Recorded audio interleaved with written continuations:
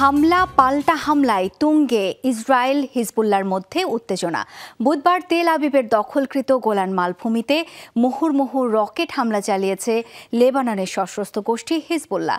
এতে অঞ্চলটির কাজ্জারিন এলাকার বিভিন্ন স্থাপনায় ক্ষয়ক্ষতি হয়।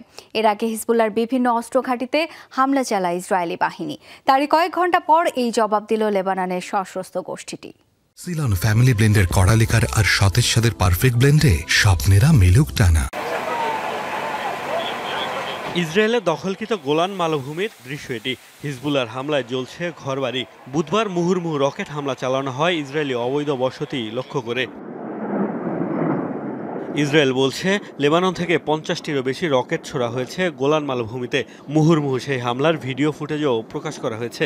আগুন নিয়ন্ত্রণে আনতে কাজ করছে ফায়ার সার্ভিসের কর্মীরা।